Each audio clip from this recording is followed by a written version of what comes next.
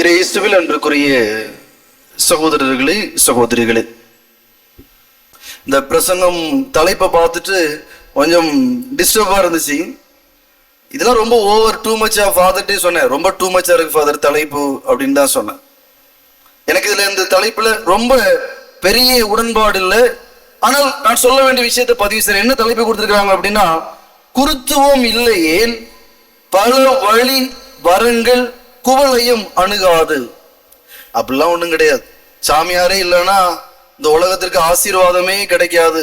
பல ஆசீர்வாதங்கள் அப்படிலாம் இல்லை. கடவுள் எல்லோரையும் நேசிக்கிறவர், கடவுள் எல்லோரையும் அன்பு செய்கிறவர். எளிமையான மக்கள் ஆசீர்வாதங்களை கேட்டால் நிச்சயமா ஆசீர்வாதங்களை தருவார். நான் எப்பொழுதுமே என் சின்ன பிள்ளைங்களை பிளஸ் பண்ண கொண்டு வருவாங்க. திருப்பலி முடிஞ்ச உடனே சுகமல்ல, காய்ச்சல், மந்திரிங்க பங்குகள் இருக்கும் பொழுது நான் எப்பொழுதுமே வரக்கூடிய தாய்மார்கிட்ட சொல்லுவேன், நான் மந்திரிக்கிறத விட, நான் பிளஸ் பண்றதை விட நீங்க இந்த குழந்தை தலைமையில பிளஸ் பண்ணி ஆசீர்வதிச்சீங்கன்னா நான் கேட்கறத விட வேகமாக கடவுள் உங்களுக்கு பதில் அளிப்பார் அப்படின்னு சொல்ற ஆள்னா, கடவுள் நிச்சயமா யாரு கேட்டாலும் அதற்கான ஆசீர்வாதத்தை பதிலை தருவார். அதனால இந்த தலைப்பு ரொம்ப எனக்கு உடன்பாடு இல்லை என்றாலும் குருத்துவம் மேன்மையானதுதான், அதுல மாற்று கருத்து கிடையாது. எனவே என்னுடைய இன்றைய மறைவுரை குருத்துவம் மேன்மையானது. இந்த குருத்துவத்தை நாம் இப்பொழுது எப்படி பார்த்து கொண்டிருக்கிறோம், எப்படி நீங்கள் இந்த குருத்துவத்தை பார்க்க வேண்டும் என்கிற ரீதியாக இந்த மறைவுரையை உங்களோடு நான் பகிர்ந்து கொள்ள ஆசைப்படுகிறேன். குருத்துவம் அப்படின்னு சொன்ன உடனே திருச்சபை சொல்கிறது, திருமுழுக்கு பெற்ற எல்லோருமே குருத்துவத்திற்கு அழைக்கப்பட்டிருக்கிறார்கள். தயவு செஞ்சு நான் சொல்ல போற விஷயம் கொஞ்சம் இறையியல் சம்பந்தமானதாக இருக்கும். கொஞ்சம் போர் அடிச்ச மாதிரி இருந்தாலும் கொஞ்சம் காது கொடுத்து கேட்கும்படி அன்போடு கேட்டுக்கொள்கிறேன். எல்லாருமே குருத்துவத்தில் பங்கெடுக்கிறோம். யாரெல்லாம் திருமுழுக்கு பெற்றிருக்கிறார்களோ அவர்கள் எல்லோருக்குமே குருத்துவ பணி செய்வதற்கும் குருத்துவத்தில் பங்கெடுப்பதற்கும் உரிமை உண்டு. அது திருச்சபை அனுமதிக்கிறது. எனவேதான் இந்த குருத்துவத்திற்கு ஒரு பெயரை தருகிறது, பொது குருத்துவம். எப்படி இந்த குருத்துவத்துல சாதாரண மக்கள், திருமுழுக்கு பெற்ற மக்கள் எப்படி பங்கெடுக்கிறார்கள் என்றால், தங்களுடைய வாழ்வில் அவர்கள் படக்கூடிய அன்றாட துன்பங்கள், இப்ப தொழிலுக்கு போகிற பொழுது துன்பம், வீட்டுல ஒரு பிரச்சனை அதனால வரக்கூடிய துன்பங்கள், நோயினால் வரக்கூடிய துன்பங்கள், இப்படி நிறைய துன்பங்களை இந்த பொதுநிலையினர் அனுபவிக்கிற பொழுது இந்த துன்பங்களை எல்லாம் ஆண்டவருடைய பாடுகளோடு சேர்த்து ஒப்பு கொடுத்து அவர்களும் பலி செலுத்துகிறார்கள். எல்லோருமே குருக்கள் தான். இப்ப நீங்க இன்னைக்கு யோசித்து பாருங்க, நீ உங்களுக்கு பிரச்சனை இல்லாம இருந்துச்சா, நீ கஷ்டப்பட்டு இருப்பீங்க. இந்த பொது குருத்துவம் என்ன சொல்றது அப்படின்னா, உங்களுடைய வலிகளை, உங்களுடைய வேதனைகளை, உங்களுடைய துன்பங்களை ஆண்டவருடைய பாடுகளோடு நீங்கள் அர்ப்பணித்து ஒப்பு கொடுத்து பயணிக்கிற பொழுது நீங்களும் குருவாக இருக்கிறீர்கள். நம்ம எல்லாருமே குருக்கள் தான், அதுல மாற்று கருத்தை இல்லை. பொது குருத்துவத்தில் பங்கெடுக்கக்கூடிய குருக்கள் நாம் எல்லோருமே, திருமுழுக்கு பெற்ற அனைவரும். ஆனால் திருச்சபை சொல்கிறது இல்ல, இதையும் கடந்து இன்னொரு குருத்துவம் இருக்கிறது. இது உயர்ந்தது, இது தாழ்ந்தது அப்படிலாம் கிடையாது. ரெண்டுமே சமமானதுதான். திருமணமும் சமநிலைதான், குருத்துவமும் சமநிலைதான். இதுல மாற்று கருத்தை கிடையாது. இங்க ஒரு ஆள் பெரியவங்க, ஒரு ஆள் சிறியவங்க, ஒருத்தங்க உயர்ந்தது, ஒருத்தங்க தாழ்ந்தது, அந்த பதிவிற்கு திருச்சபையும் வரவில்லை, நானும் சொல்ல வரவில்லை. ஆனால் திருச்சபை சொல்கிறது இல்ல, பொது குருத்துவம் வேறு, பணி குருத்துவம் வேறு.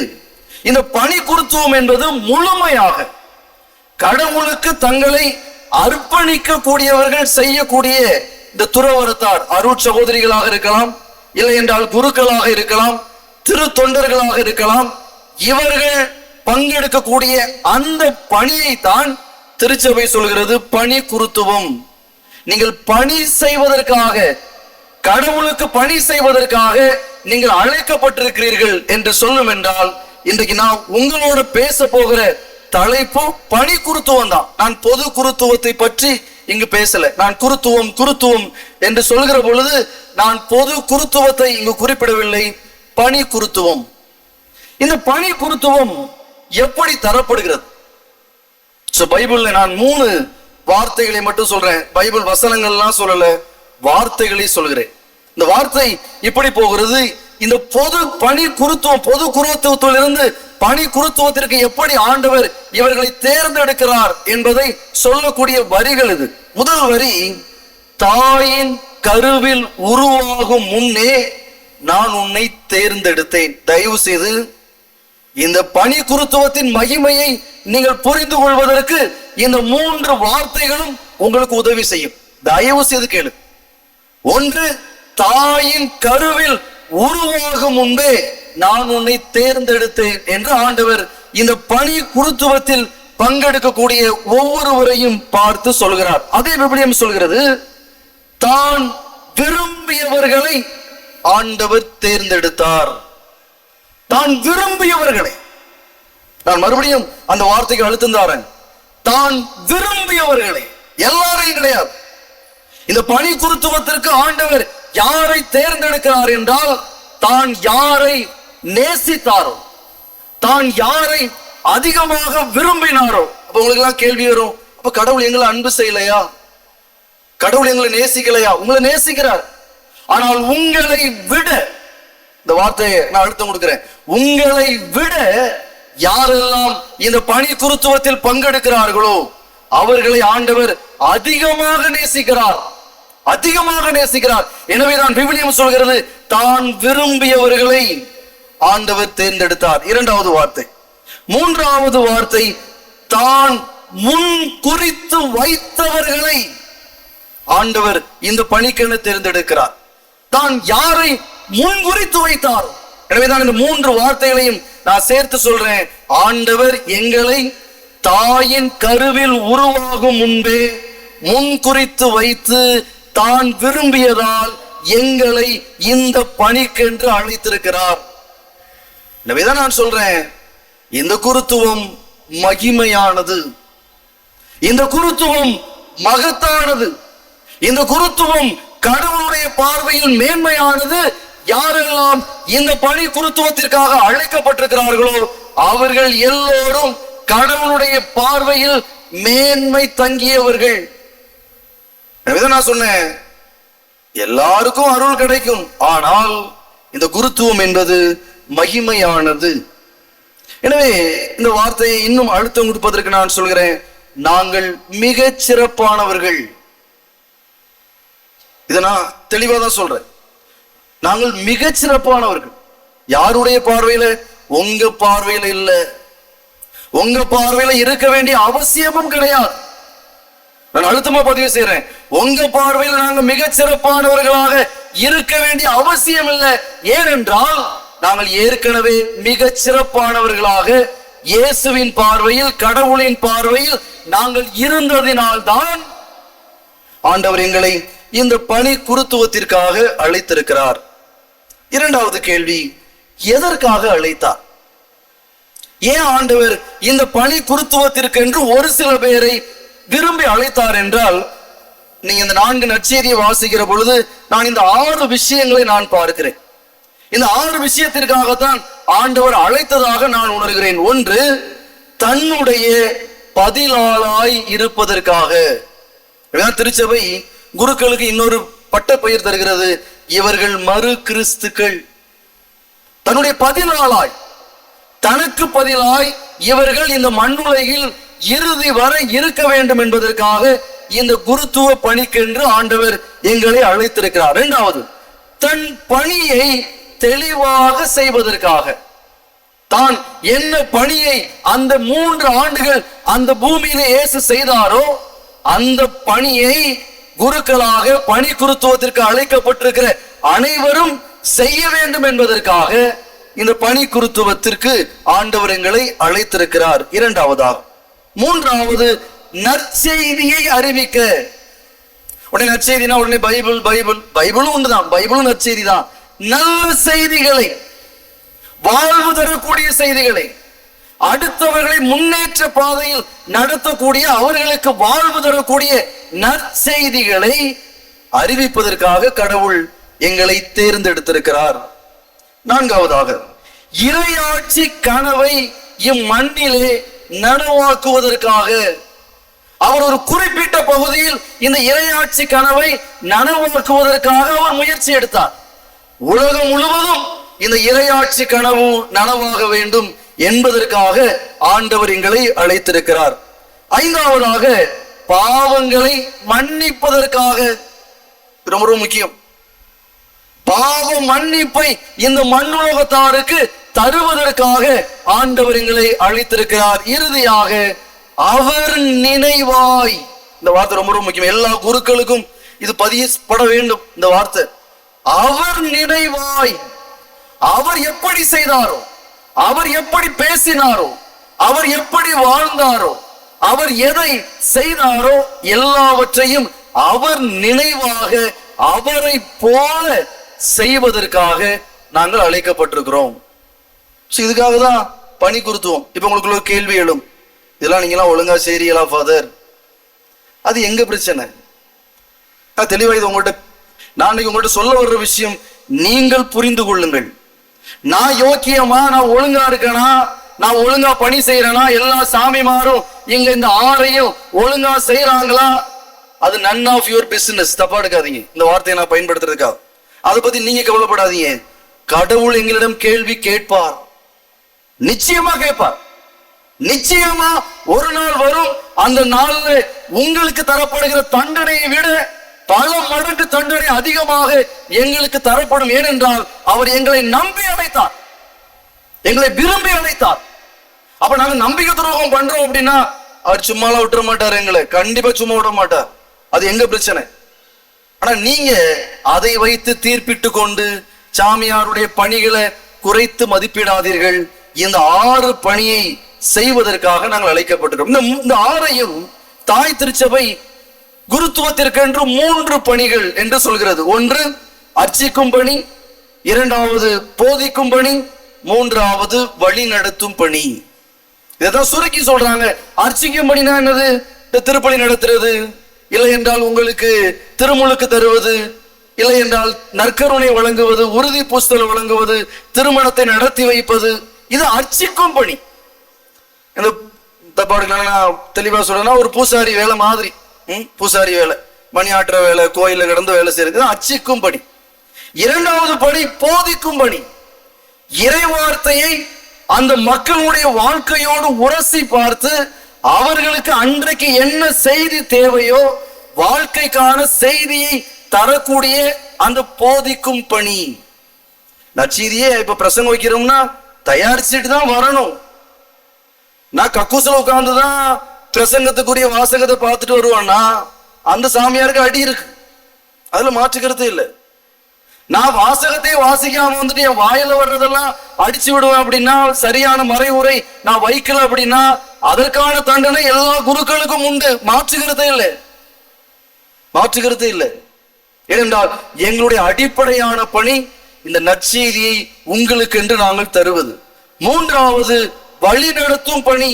மக்களை ஆண்டவருக்குரிய பாதையில், இந்த சமூகத்தில் அந்த மக்களுக்கு ஏதாவது குழப்பங்கள் என்றிருக்கும் என்றால் சரியான பாதையில், மக்கள் தவறான பாதையில் செல்வார்கள் என்றால் அவர்களை நீங்க போறது சரியில்லை, இது தப்பு, நீங்க சரியான பாதைக்கு வாங்க அப்படின்னு வழி நடத்தக்கூடிய, வழி நடத்துகிற பணியும் எல்லா குருக்களுக்கும் தரப்பட்டிருக்கிறது. எனவே இந்த 6 பணிகளையும் திருச்சபை மிக சிறப்பாக சுருக்கி சொல்கிறது. அர்ச்சிக்கும் பணி, போதிக்கும் பணி, வழி நடத்தும் பணி. அன்பு மக்கள், இவை எல்லாவற்றையும் அப்படியே சுருக்கி புழிஞ்சி எடுத்து ஒரு சாரா சொல்வது என்றால், ஏன் இந்த குருத்துவம் மகத்தானது என்றால், நான் 4 விஷயங்களை பார்க்கிறேன். காலரை தூக்கி விட்டுட்டு சொல்வேன் ஒரு சாமியார்னு சொல்லிட்டு 4 விஷயம். இப்ப நான் இவ்வளவு நேரம் சொன்னதை நான் இந்த 4 விஷயத்துக்குள்ள சுருக்கி சொல்றேன்.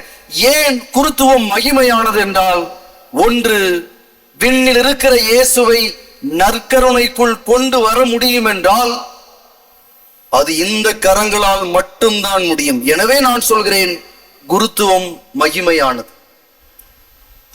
நற்கருணைக்குள் நான் இயேசுநாதரை, விண்ணகத்தில் இருப்பவரை இங்கு கொண்டு வந்து உங்களுக்கு நான் இயேசுநாதரை ஒவ்வொரு நாளும் தர முடியும் என்றால் அது இந்த கரங்களால் மட்டுமே முடியும் என்றால் இந்த குருத்துவம் மகிமையானது. 1. இரண்டாவதாக, நீங்கள் எவ்வளவு பெரிய பாவம் செய்தாலும் அந்த பாவத்தை இயேசுவின் பதிலாளாய் இருந்து மன்னிக்க முடியும் என்றால் அது இந்த கரத்தினால் மட்டுமே முடியும். எனவே நான் சொல்கிறேன், குருத்துவம் மகிமையானது.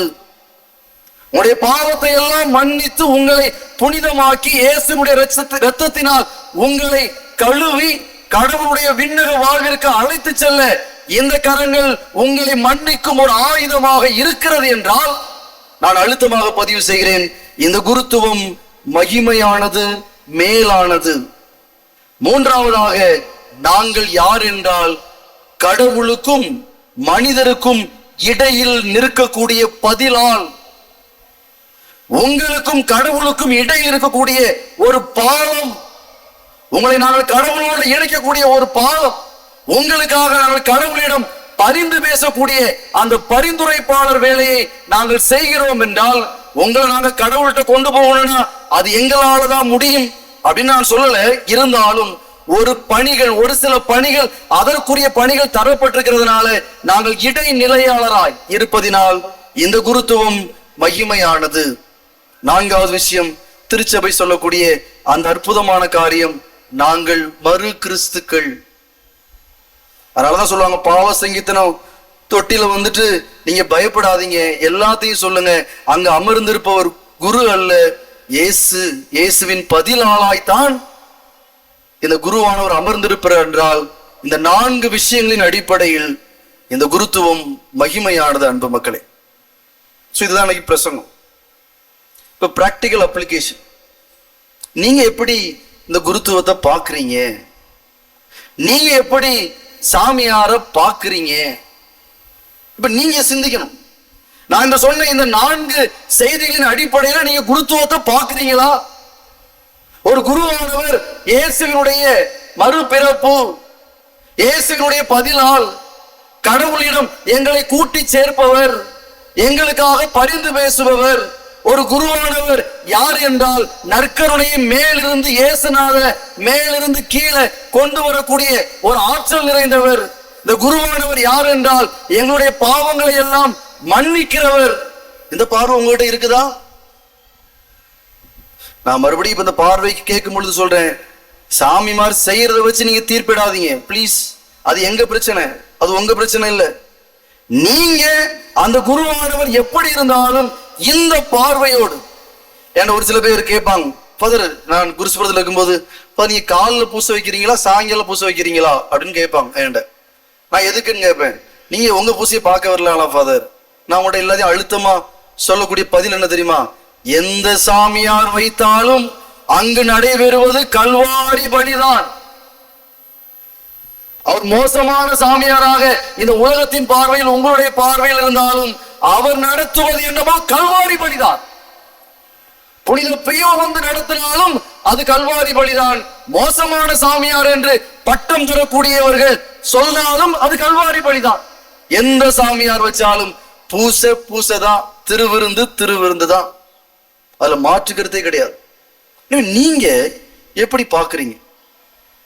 இது பொதுவான பெரும்பாலான ஒரு கருத்து தான்.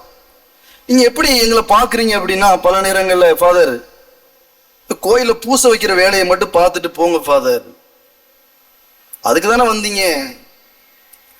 அதோட நாங்க பூசாரி கிடையாது, மணி ஆட்டுறதுக்கு இங்க வரல. எந்த சாமியாரும் மணி ஆட்டுறதுக்கு இங்க வரல.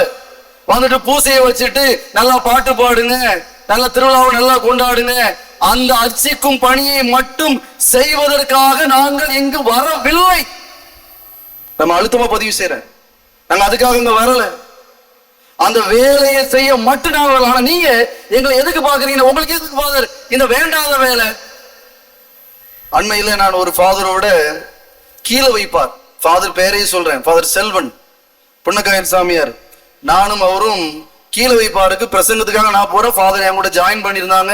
நாங்க 2 பேரும் போயிட்டு இருந்தோம். அவங்க ஊரில் பங்குல நடக்கிற ஒரு சில இந்த இல்லீகல் மேரேஜ், ஒரு பெண்ணுக்கு 2 ஆண் 2 கணவர், இல்லை என்றால் ஒரு கணவனுக்கு 2 மனைவி.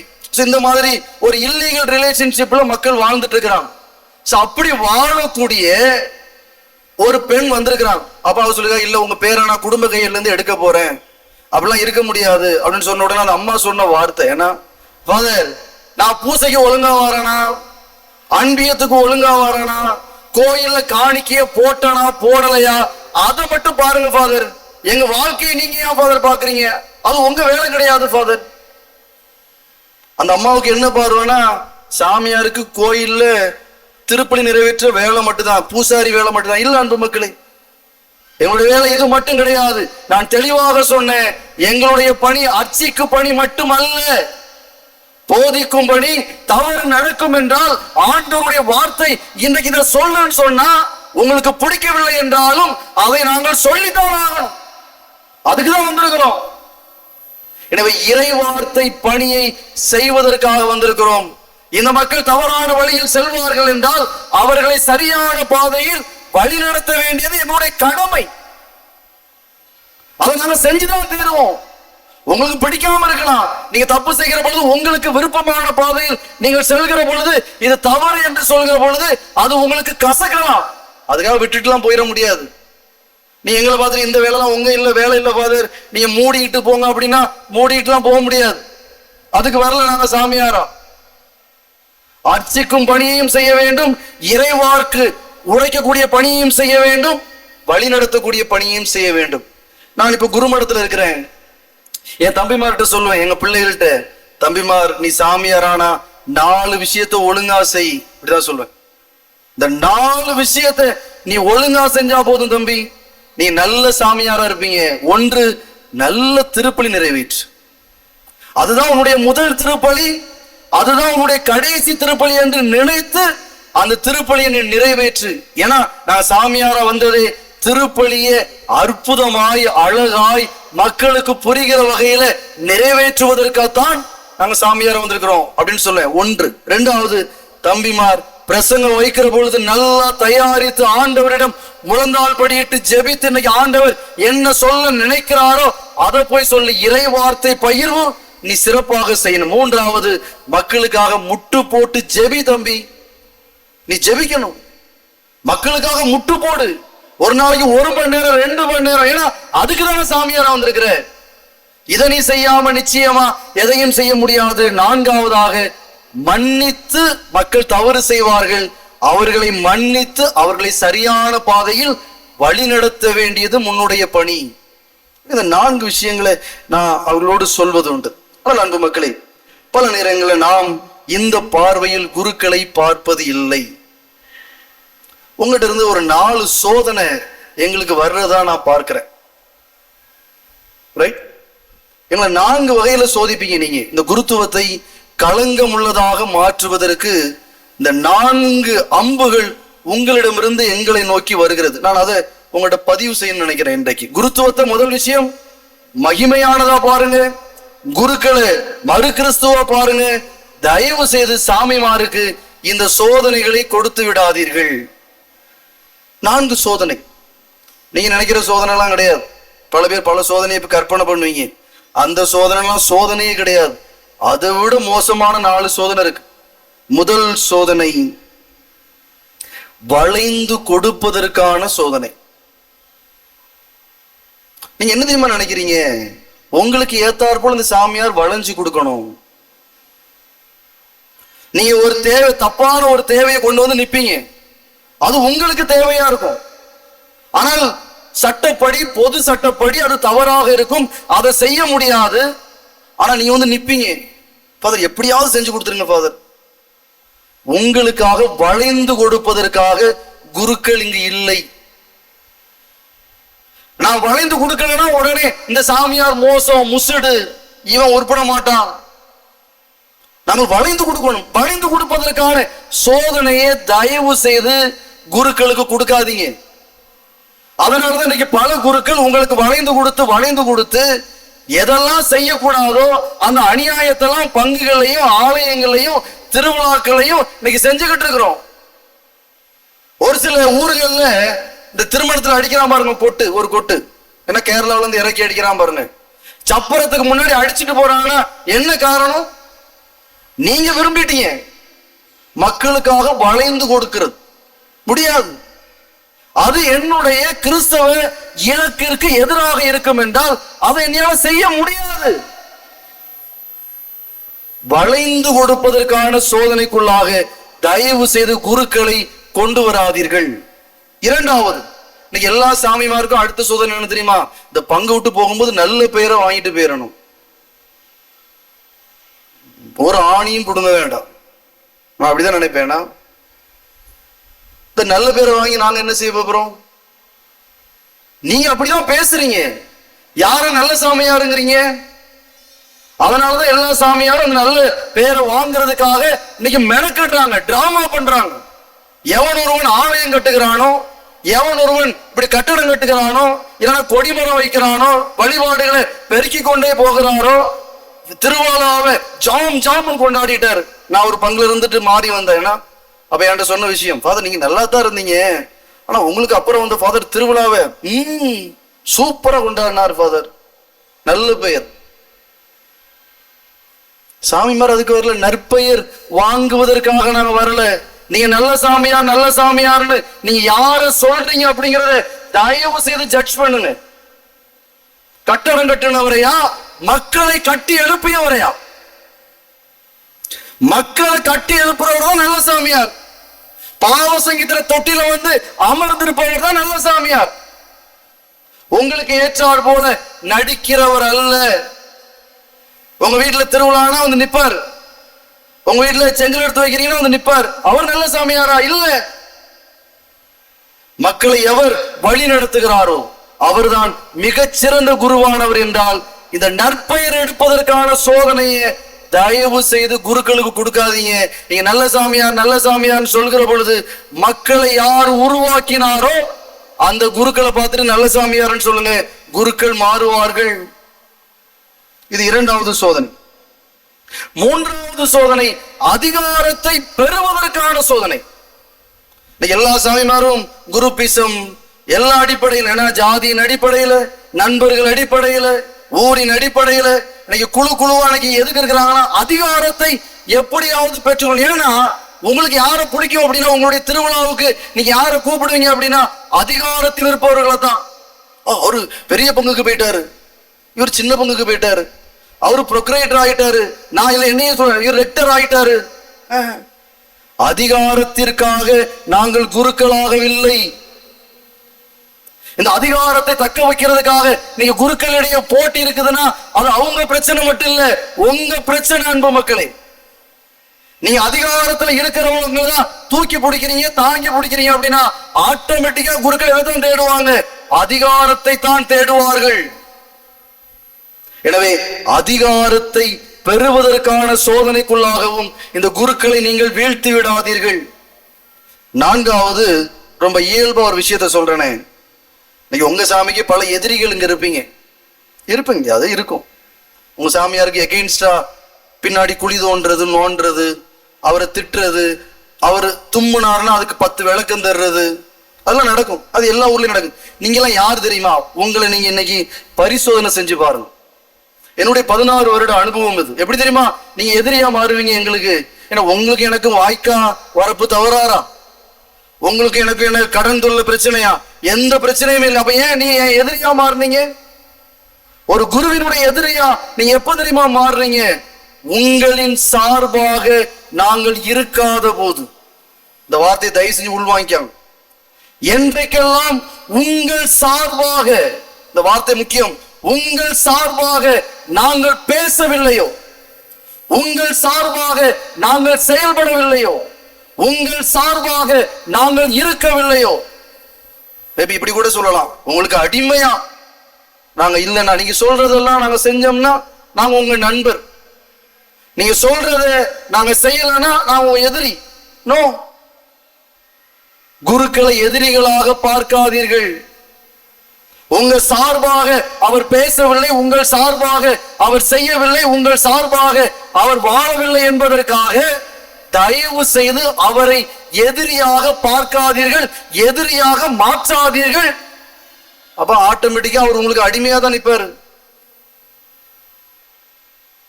தயவு செய்த மக்கள், இந்த 4 சோதனைக்குள்ளாகும், வளைந்து கொடுக்கிற சோதனைக்குள்ளாக உங்களிடம் நற்பெயர் எடுப்பதற்கான சோதனைக்குள்ளாக, அதிகாரத்தை பெறுவதற்கான சோதனைக்குள்ளாக, உங்களுக்கு சார்பாக நாங்கள் இருக்க வேண்டும் என்கிற சோதனைக்குள்ளாக எங்களை வீழ்த்தி விடாதீர்கள். நான் மீண்டும் சொல்கிறேன், குருத்துவம் மகிமையானது. குருக்கள் கடவுளால் மிக மிக விருப்பமாக தேர்ந்தெடுக்கப்பட்டவர்கள். எனவே அவங்கள மதிங்க, மதிங்க. நான் உங்களுக்கு மேலெல்லாம் கிடையாது, பண்ணையார்லாம் கிடையாது. ஆலந்தில பண்ணையார் கிடையாது அவங்க பங்கு சாமியார். அவர் பணியாளர் தான், வேலைக்காரன் தான். அது அவரு செய்வார். நான் வேலைக்காரங்கிற மனநிலையோட உங்க பங்கு சாமியார் செய்யட்டும். ஆனா நீங்க அவரை அடிமையா வேலைக்காரனா பார்க்காம கடவுளுடைய பிரதிநிதியா பாருங்க. அவர் வேலைக்காரன், அவர் வேலையை செய்யட்டும். இன்னைக்கு கூட உங்க பங்கு சாமியாரை பார்த்தேன்னா, நான் வந்துட்டு இருந்தேன், 2 வாளியில தண்ணி எடுத்துட்டு மரத்துக்கு தண்ணி ஊத்திட்டு கிடந்தாரு. நான் கேட்டேன், என்ன ஃபாதர் வேலை பார்த்தீங்க? உனக்கு கேட்டேன், உங்க பசங்களை கூப்பிட வேண்டியதானே? அவன்லாம் வரமாட்டான்ல ஃபாதர். அவர் வேலைக்காரர் தான், அவர் செய்யட்டும், அவரு செய்யட்டும் வேலைக்காரனா. ஆனா நீங்க எப்படி பாக்குறீங்க? மறு கிறிஸ்தா பாருங்க, கடவுளுடைய பிரதிநிதியா பாருங்க, உங்களுக்காக ஜெபிக்கிறவரன் பாருங்க, உங்களுடைய பாவங்களை மன்னிக்கிறவரன் பாருங்க, நற்கருடைய ஆண்டவரை மேலிருந்து கீழே கொண்டு வர்றவரன் பாருங்க. எப்பொழுதுமே இந்த விஷயத்த மனசுல வச்சுக்காங்களேன். உங்க வீட்டுல இருந்து ஒரு சாமியாரா நீங்க ஒருத்தரை அனுப்பி இருந்தீங்கன்னா நீங்க எப்படி பாப்பீங்க? உங்க பிள்ளையா பாருங்க. பைபிள் ஆண்டவர்கிட்ட கேட்கிறாருல, பேதுரு கேட்கிறார், ஆண்டவர் நாங்க எல்லாத்தையும் விட்டுட்டு வந்தோமே, எங்களுக்கு என்ன கிடைக்கும்? நாங்க எல்லாத்தையும் விட்டுட்டு வந்துட்டோமே, உங்களுக்கு என்ன கிடைக்கும்? ஆண்டவர் சொல்கிறார் அவங்களுக்கு பதின்மொழியா, 100 மடங்காக எல்லாத்தையும் தருவேன். எல்லாத்தையும், பெற்றோர் சகோதரிகள் எல்லாத்தையும் நான் 100 மடங்கா தருவேன்னு சொல்லிட்டு அடுத்தது பெரிய ஆப்படிப்பார். ஏன்னா அத்தோடு சேர்த்து துன்பத்தையும் தருவேன் பார், பாடுகளையும் தருவேன். அது ஃபைன், அது நாங்க தாங்கிக்கிறோம். ஆனா நீங்க குருக்களை உங்க வீட்டு பிள்ளையா பாருங்க, தயவு செஞ்சு பாருங்க. நான் இப்போ ஒரு உதாரணத்தை பற்றி இப்போ அப்படியே அட்ரஸ்ன்னு நடக்கிற ஒரு காரியத்தை சொல்றேன். ஃபாதர் பேரை நான் சொல்லலை. ஏன்னா ஒரு ஃபாதர் இப்ப அமெரிக்கன் ஹாஸ்பிட்டல்ல அட்மிட்டட், அவங்களுக்கு பிரெயின் ஸ்ட்ரோக். ரைட், பிரெயின் ஸ்ட்ரோக்னால இப்ப அவங்களால கையுங்காலும் அசைக்க முடியல, படுத்த படுக்கையாவே இருக்கிறாங்க. என்ன தெரியுமா பிரச்சனை? அவங்கள கவனிக்கிறதுக்கு ஒரு ஜீவன் கிடையாது. ஏன்னா வேலையால தேடிக்கிட்டு இருக்கிறாங்க 10 நாளா. யாராவது ஒரு முழு நேர பணியாளர் அந்த ஃபாதருக்கு கிடைச்சா அவங்களோட அந்த முழு நேர பணியாளரை வச்சிடலாமேங்கிறதுக்காக கடந்த 10 நாட்களா அந்த குருமானவருக்கு ஒரு வேலையால தேடுறாங்க, யாருமே கிடைக்கல. ஆனா அந்த சாமியார் தான் இதே மாதிரி பங்குல மாங்குன்னு 5 வருஷம் வேலை பார்த்தார். நம்ம எப்படி தெரியுமா குருக்களை பயன்படுத்தி கசக்கி புழிஞ்சு தூக்கி தூர போட்டுருவீங்க. இந்த பங்குல இருக்கங்காட்டினா சாமியார், இந்த பங்கு ஓட்டி ஒரு மாறி போயிட்டாருன்னா அப்படியே கசக்கி புழிஞ்சு தூர குப்பையில போட்டுறது, அவ்வளவுதான். அவர் முடிஞ்சு போச்சு, அடுத்த சாமியார். நான் என்ன கேட்கிறேன்னா, அதுக்கப்புறம் கூட இருக்கிற வரையாவது அன்பு செய்யுங்க. அந்த 5 வருஷம் இருக்கிறாங்களே, அந்த 5 வருஷமாவது அவங்கள நேசிங்க. உங்க விட்டு பிள்ளையா பாருங்க. தப்பு செய்வாங்கன்னா யோசித்து பாருங்க. நான் உடனே இப்படி பேசுறதுனால உடனே இவருக்காக பேசுறேன்னு நினைச்சிடாதீங்க. எல்லா குருக்களையும் தான் நான் பேசுறேன். நாங்க தப்பு செய்வோம் அப்படின்னா ஒரு அப்பாவா அம்மாவா நேர்ல வந்து பேசுங்க எங்க கிட்ட. ஏன் பின்னாடி பேசுறீங்க?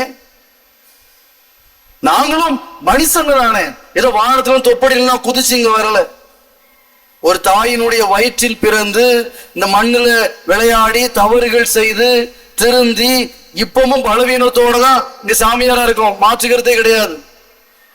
தவறு செய்கிற பொழுது நேரடியாக வந்து, ஃபாதர் இப்படி பண்றீங்களே, கொஞ்சம் விருப்பம் இல்ல ஃபாதர், இதை மாத்திக்கிட்ட நல்லா இருக்குமே ஃபாதர், நிச்சயமா மாறுவாங்க. உங்க வீட்டு பிள்ளையா பாருங்க. தயவு செய்து தூக்கி எரிஞ்சிடாதீங்கன்னா குருக்களை. அவர்கள் எல்லாவற்றையும் விட்டு விட்டு வந்தவர்கள். நீங்க நினைக்கலாம் அது எப்படி, எல்லாம் தானே இருக்கு. எங்க ரூமுக்குள்ள வந்தாதான் தெரியும். எங்க ரூமுக்குள்ள நாங்க தனியா இருப்போம் பாருங்க. நான் கிறிஸ்துவத்துல வச்ச அந்த வார்த்தையை தான் நான் நினைக்கிறேன். ஏன்னா உங்க ஃபாதருக்கு அப்படிதான் இருக்கும். கிறிஸ்துமஸ் திருவிழா கிறிஸ்துமஸ் அன்னைக்கு ஜெகஜோதியா இருக்கும். திருப்பலி முடிஞ்சதுக்கு அப்புறம் அந்த சாமியார் தனியா, நான் உட்கார்ந்துருக்கிறேன்னா யாருமே இருக்க மாட்டா, தனியா வானத்தை பார்த்துட்டு உட்கார்ந்துட்டு இருப்பேன். அதான் எங்க நிலைமை. நேசிங்க, குருக்களை நேசிங்க, குருக்களை மதிங்க. அதனாலதான் திருச்சபை மக்களுக்கு தரக்கூடிய கட்டளைகள் ஒன்று, குருக்களுக்கு தங்களாலான உதவிகளை செய்வது. நாங்க பண உதவியெல்லாம் கேட்கல, ஆத்தும ரீதியா எங்களை அன்பு செய்யுங்க. உங்க குடும்பத்துல ஒருத்தரா பாருங்க, நேசிங்க. இந்த குருத்துவம் அற்புதமானது. அந்த குருத்துவத்தை நீங்க நேசிக்க ஆரம்பிச்சு குருக்களை இப்படி அன்போடு நடத்துவீங்கன்னா அவரும் உங்க வீட்டு பிள்ளை மாதிரி இறங்கி வேலை செய்வார். கேட்க செவியுள்ளோர் கேட்கட்டும். ஆமென்.